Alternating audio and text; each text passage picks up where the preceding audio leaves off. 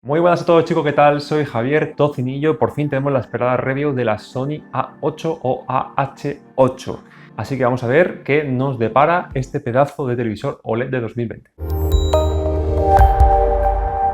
Muy bien chicos, pues por fin, como digo, tenemos aquí este pedazo de televisor, podemos analizarlo. Vamos a hacer una review un poco diferente de las que estamos acostumbrados, con bastantes más pruebas y test que contenido real como solemos hacer. Vamos a empezar con las especificaciones técnicas. Sabéis que es un panel OLED de 2020, 10 bits, por supuesto, resolución 4K y soporta 3 de los 4 grandes formatos HDR, es decir, HDR10, Dolby Vision y HLG. Aparte de eso, sabemos que es compatible con ALLM, una de las funciones de los HDMI 2.1, además de soporte eARC. Son las dos únicas funciones de los HDMI 2.1 que soporta este televisor. La gran diferencia con los televisores del año pasado radica en el movimiento. Es un panel que incorpora un Black Frame Insertion, que se llama un intercalador de frames negros, que veremos más adelante. Y este año la diferencia es que es capaz de funcionar a 120 Hz, cosa que el año pasado solo funcionaba a 60. Además de ello, cuenta también con un diseño espectacular este año, que veremos más adelante. En cuanto a diseño, como comentaba al inicio, nos encontramos con un diseño prácticamente sin marcos, con un grosor típico de los OLED ínfimo. Además, unas patas a los dos extremos que, a diferencia de la XH95, en este caso no llegan hasta el final, sino que se quedan a medio camino y son muy elegantes, con un perfil muy bajito, pero lo suficiente como por detrás, por ejemplo, poder poner un reproductor y poder manejarlo apuntando hacia él. Además, las patas tienen una doble función. Por un lado, estética, como hemos explicado, por otro lado, tienen una función de recoge cables, un sistema que Sony lleva cuidando los últimos años y la verdad es que es muy ilustrativo. Conectamos el cable HDMI, se conecta a través de la pata por dentro de ella y sale al final. En cuanto a conexiones, como comentaba al principio del vídeo, cuenta con 4 puertos HDMI, todos 2.0. Sabéis que este año Sony solo incorpora el puerto 2.1 completo en la XH90.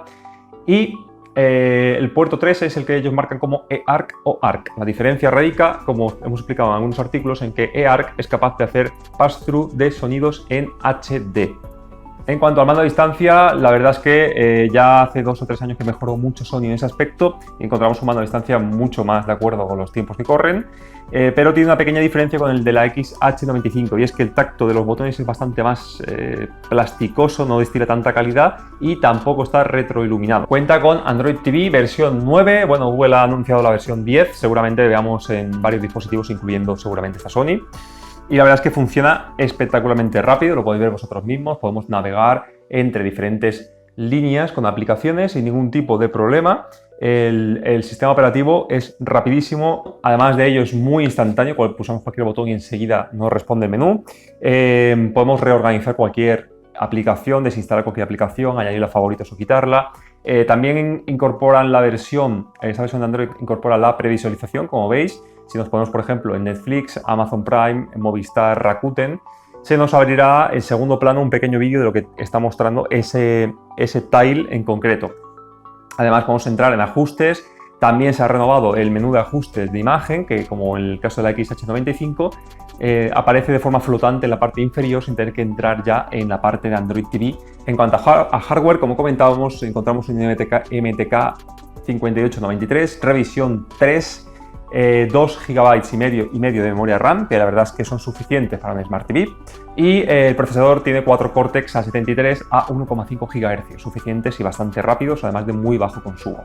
Antes de continuar también me gustaría dar las gracias a Sony España, que siempre se me olvida, os lo digo al final de pasada, y quería agradecerle de forma un poquito más presencial, un poquito más con más tiempo, mi agradecimiento sincero en nombre de AVEvasión por cedernos tanto esta espectacular Sony A8 como la XH95 que analizamos hace aproximadamente un mes.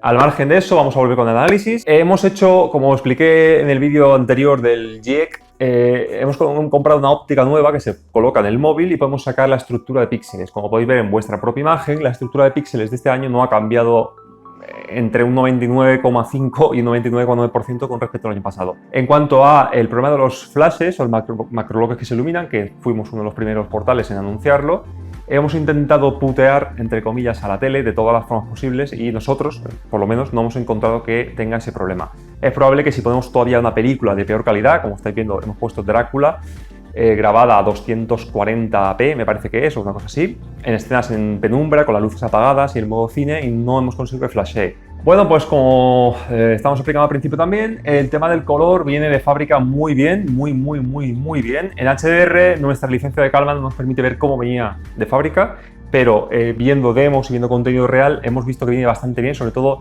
viene bien en el balance de blancos, que suelen tirar en el extremo final hacia el azul para ganar un poquito más de brillo, cosa que esta tele no hace, viene muy bien, el rojo, el verde y el azul, los tres primarios se mantienen muy planos en todo el balance de blancos. Y en cuanto a colorimetría, el CMS arroja unos valores irrisorios, aunque con calibración profesional siempre se puede mejorar y en SDR existe ese pequeño margen de diferencia. En HDR se nota bastante más la calibración profesional, pero no podemos deciros cómo venía antes y cómo lo ha dejado después por el tema de la licencia. Y bueno, la cobertura cromática pues es como en todos las televisores OLED desde el 2016, es aproximadamente entre 95 y 98% DCI-P3 y un 70-72% del REC 2020 o BT 2020. Sabéis que las películas Ultra HD, por cierto, vienen en ese espacio de color, pero codificadas dentro de un DCI-P3. Bueno, y pasamos ya al punto fuerte de este televisor, que es su calidad de imagen. Como vais a poder ver vosotros mientras yo hablo, que es una de las novedades de la review, el escalado es simplemente excepcional. Hemos puesto un patrón, el SMPTE, el 133, pero nos pareció un poco aburrido, así que os ponemos un trocito de Drácula, que hemos utilizado también para el tema macrobloques. Como veis, tiene una resolución de pena, auténticamente de pena, irrisoria, y el X1 Ultimate saca de donde no hay, es una auténtica maravilla. Lo que más me ha gustado es, primero, que saca mucha nitidez, sobre todo de películas y de contenido con muy baja calidad, pero a la vez cuida mucho el tema de los dientes de sierra. Sabéis que si aplicáis una máscara de enfoque muy agresiva, aparecen dientes de sierra porque se desdoblan los bordes. Eso el X1 Ultimate lo controla súper bien. Y también se nota mucho en la TDT, donde el contenido es entrelazado y de por sí es más propenso a mostrar ese tipo de defecto. Otra de las grandes ventajas también de Sony, que fue LG la que el año pasado introdujo esta mejora en sus modelos, es el Smooth Gradation o gradación suave. Esa tecnología detecta un píxel adyacente, pero la diferencia entre colores es muy grande, aplica una transición, un tono intermedio entre el píxel adyacente y el píxel original para crear una transición suave. Eso se nota muchísimo. Hemos puesto, por ejemplo, el patrón de errores de las rampas de colores mientras se mueve, que es cuando más se nota.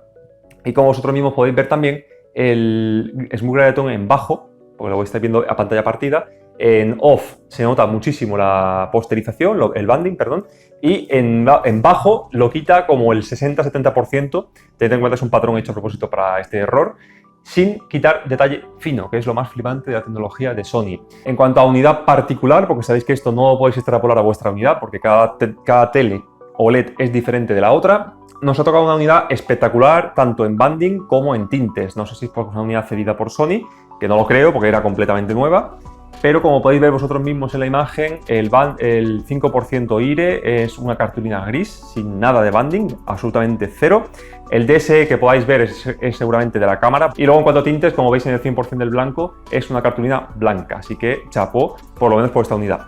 Tenía bastante miedo porque se ha leído que las 2020 suelen tener un parche negro en la parte izquierda superior, pero al menos en nuestra unidad no ha sido así para nada. Al margen del tema de la unidad en sí, tened en cuenta también que, como hablábamos antes del banding, del Smooth Gradation, existe un patrón hecho específicamente para detectar el Near Black. Quien no sepa lo que es el Near Black, os lo voy a explicar muy rápidamente, y es esa transición entre el negro absoluto y el primer estímulo mínimo de luz. Eso en una LCD, una LED, es más natural porque el negro no es absoluto, entonces siempre está encendido el píxel. Aunque sea una tecnología FALT, cuando se enciende un conjunto de píxeles. En la OLED, aparte de ser a nivel de píxel, el estado apagado es 0 y el primer estímulo de luz, por muy pequeño que sea, entre 0 y cualquier número, hay mucha distancia. Eso hace que la transición sea muy dura y es cuando se aparecen los macrobloques y además desde el 2017 con el tema de los flashes. Así que han sacado un patrón específico para detectar cómo trabaja la tele en esa parte bajísima de la imagen. Y como veis, la Sony es de las mejores que yo he visto en cuanto a transición del Near Black. Como veis, no es nada dura. Lo veréis mejor en la comparativa con la LG, que veréis que la LG es bastante más... se ven más los cuadrados, los macrobloques, y la LG lo hace mejor, también es un año más moderna. Y eso en contenido real se traducirá en que en fuentes de muy baja calidad, comprimidos, 720p, HBO, Movistar Plus, pues la Sony dé un pequeño plus de imagen más limpia. No en cuanto a ruido de grano de la imagen, sino en cuanto a las zonas muy oscuras, casi negro del todo, pero sin ser negras. Aquí la veremos de una forma menos brusca, simplemente.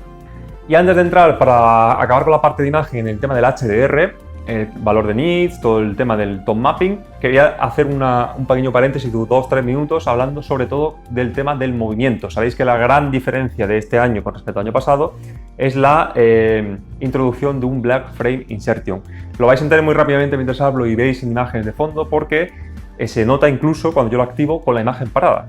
El Black Frame Insertion lo que hace es introducir un fotograma negro entre cada fotograma original, de forma que resetee nuestra memoria y podemos ver la transición de forma más suave, ya que la tecnología OLED funciona como un sample and hold. Esto quiere decir que vemos un frame, se termina de dibujar y vemos el siguiente. De esa forma la transición entre uno y otro es demasiado agresiva. Nuestro cerebro ve que no es un movimiento fluido. Lo que hace el Black Frame Insertion es entre esos dos fotogramas intercalar un frame negro. ¿Qué ocurre? Que dependiendo de la frecuencia a la que se introduzca ese frame negro vamos a perder más o menos brillo y además vamos a ver más o menos flicker, que es parpadeo.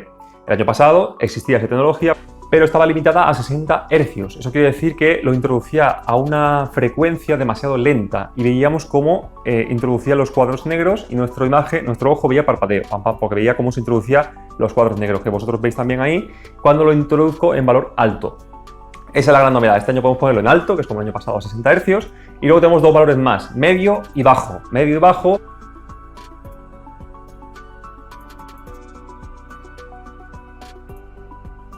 son la forma en la que podemos meter la intensidad. Sabemos que el modo bajo trabaja a 120 Hz y el valor medio seguramente sea 96, pero no lo tengo seguro porque no tengo el material para analizarlo.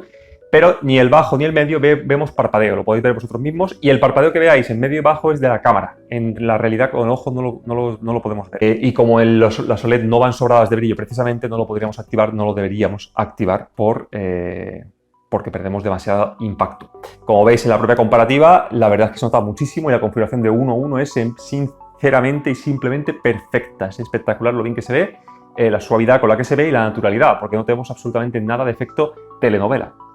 Y por último llegamos al apartado HDR, que es el más importante bajo mi punto de vista, porque esas teles están hechas para que le demos de comer contenido 4K HDR, y nos ha medido en entorno de completa oscuridad, ventana del 10%, 596 nits.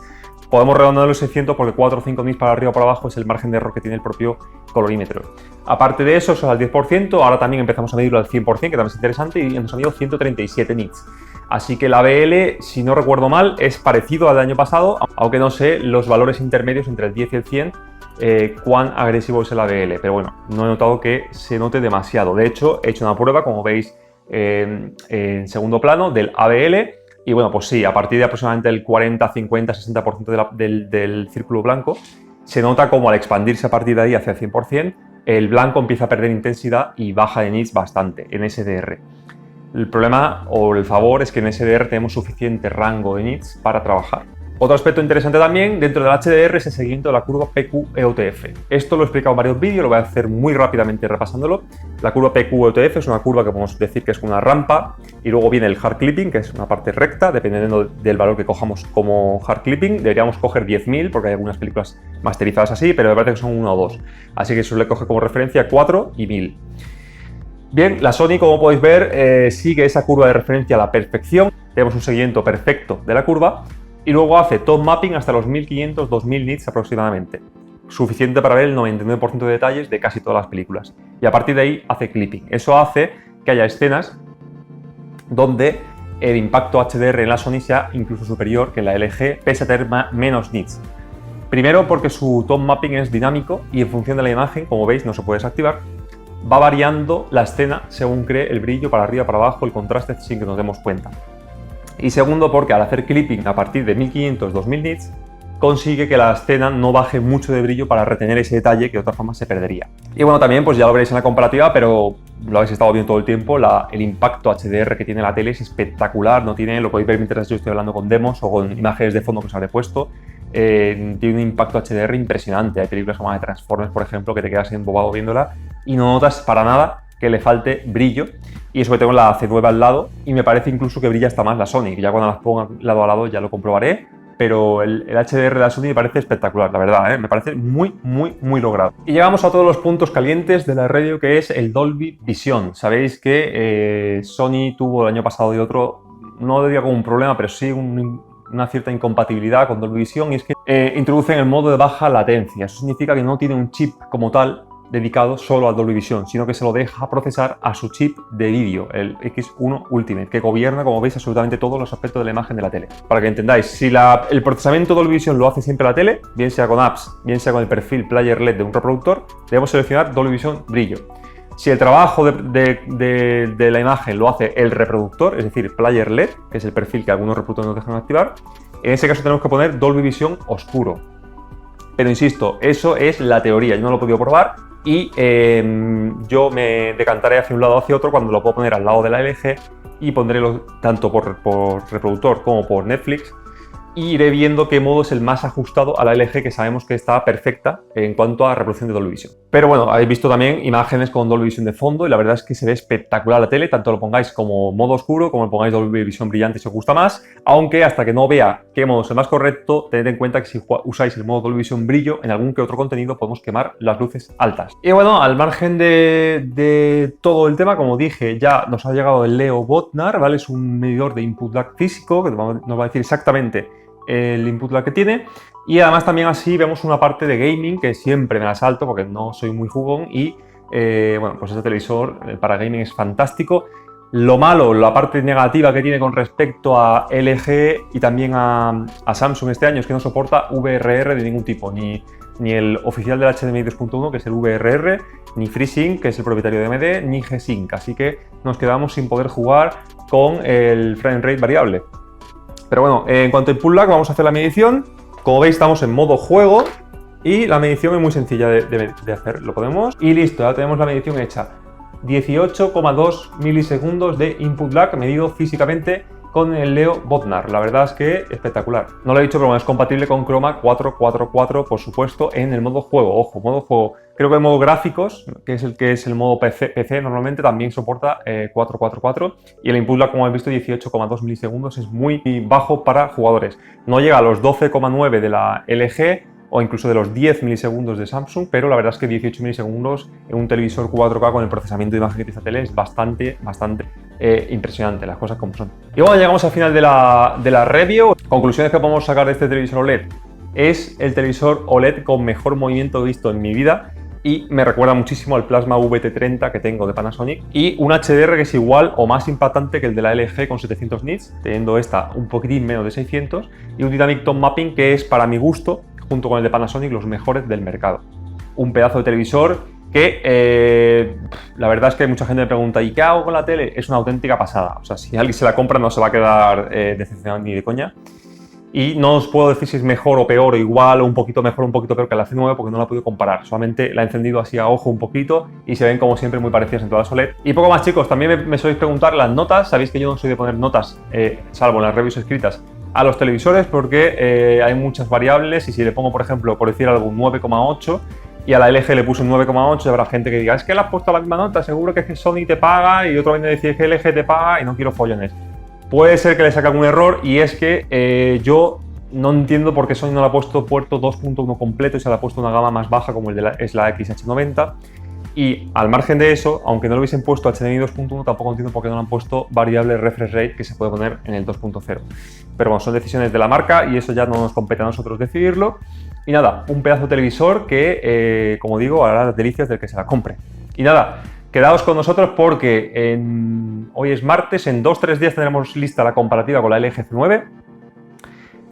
A lo largo de esta semana tendremos también un unboxing muy especial de otra tele más de gama tope, que no es ni la Sony ni la LG, por supuesto, que os va a gustar mucho. Y haremos una comparativa 3, haremos el unboxing de la tele, haremos el análisis de la tele y también haremos una comparativa entre la Sony y la nueva tele. Y después tenemos también análisis del reproductor GE que visteis en el unboxing el otro día. En fin, tenemos un montón de cosas por hacer y se empieza a acumular el trabajo y hay que sacarlo. Así que si os gustan los vídeos, por favor dale a la campanita, suscribíos, que hace mucha falta, nos hace crecer poco a poco más. Y como siempre, lo agradecemos todo a vosotros, que sois lo que hacéis posible el canal y la comunidad de AVPasión.